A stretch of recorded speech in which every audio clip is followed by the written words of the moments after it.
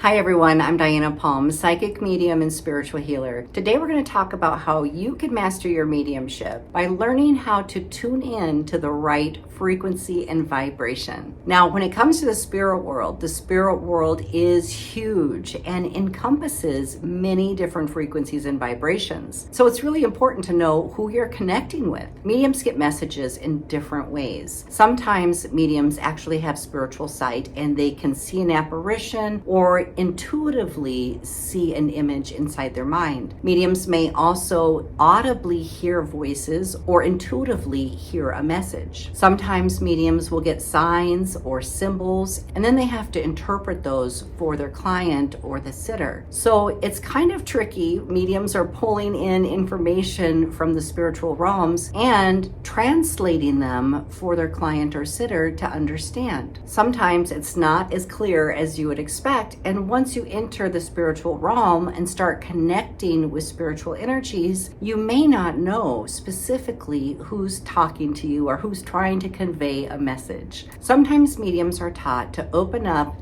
the back of the sixth chakra. So the sixth chakra is the third eye. The back of it is here, right where the base of your skull meets your neck. And this point is called the medulla oblongata. This is like a doorway to the spirit world. When you do know how to open up that energy, you can actually receive energy from the rear, from the back of the sixth chakra, and access many things in the spirit world. Now, I teach a different technique in my Master Your Mediumship class because I use what has been most consistent and effective for me. I teach my mediums how to go through their crown chakra up to get their connection. There's no wrong way to do it. So whichever way you have used that has been effective for you, continue using it. But it's also nice to explore different ways and different methods to see if you get more accuracy. Now, the one thing that they all have in common is that we're leaving our physical limits and entering into the space around us where all the spirits exist. We are always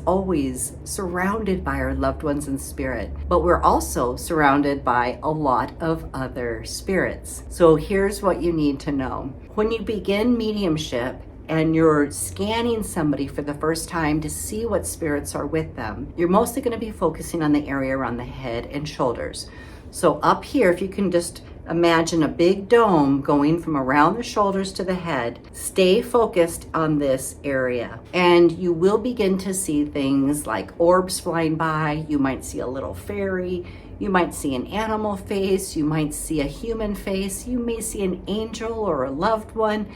There's so many different things that you will see spiritually, and that's because they all exist in this space. They all exist spiritually. They simply exist at a different frequency and vibration. So in order for you not to get confused, you need to understand a little bit about the frequency variation. When you're connecting to a fairy or an elemental spirit, they will be rather low in frequency and vibration compared to some of the other spirits that you encounter. When you connect to an animal spirit, like a loved one, a pet who has passed, they will be slightly above them. When you connect to an ancestor, which is a loved one or a relative that has died and gone into the light, they will be slightly higher. Then we have the ascended masters, angels, and spirit guides. They all reside at a slightly higher frequency and vibration than loved ones who have gone into the light. Now, loved ones who have passed but did not go into the light will be slightly lower than that. And they're really actually stuck in kind of an in-between space, which the Catholic religion calls purgatory. Now, that space is not full of light because they're not fully in the space that they need to be. They're in between and stuck in the Earth's magnetic grid.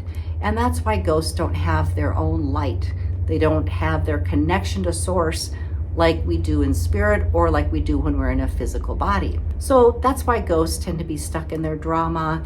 They constantly ask for help, and they really do need it. They need help crossing over because at the point when they've become a ghost, they no longer have spiritual abilities to access the light, to go to heaven. And they do need a healer to open up this portal of light and send them into heaven, to put them in the right place so that their soul can continue to heal and progress. I get this one a lot when we connect with an ancestor that was very religious and filled with dogma and a lot of judgments towards other religions or different people. And then we encounter them in spirit once they've gone to the light and they visit. And they don't seem to have that, right? Because they have evolved, they've elevated, they've healed. So they no longer have the dogma controlling them. They no longer have fear-based thoughts.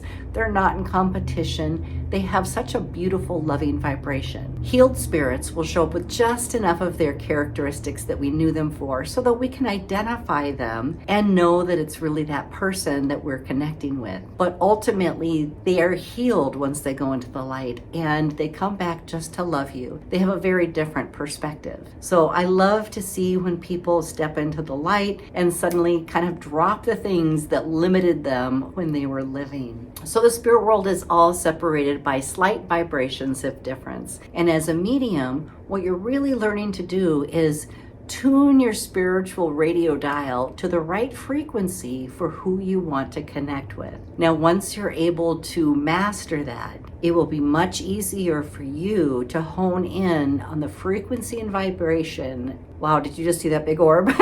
They've been buzzing all over. So once you're able to do that, it'll be much easier for you to tune in with the correct frequency and vibration of a specific spirit. And that's really where you get into more of a mastering your mediumship and an advanced level of being able to do your mediumship. It allows you to sort of tune out other frequencies so that you can more accurately go in after one specific connection. Now, don't expect that if you're a brand new medium or if you're just learning the different frequencies and vibrations and learning to attune yourself. The medium's journey is often lifelong. So give yourself credit for whatever you get when you go in to do a mediumship reading. If you go in and you're connecting specifically with pets that have passed, or you're connecting with angels and you can't quite hone in on the loved one specifically, stick with it. First of all, give yourself credit. You're connecting with the spirit world, and that's absolutely amazing. The more you do it, the more your confidence will grow, and the more you'll be able to fine-tune that spiritual radio dial and hone it directly to the ancestral realm, and then more specifically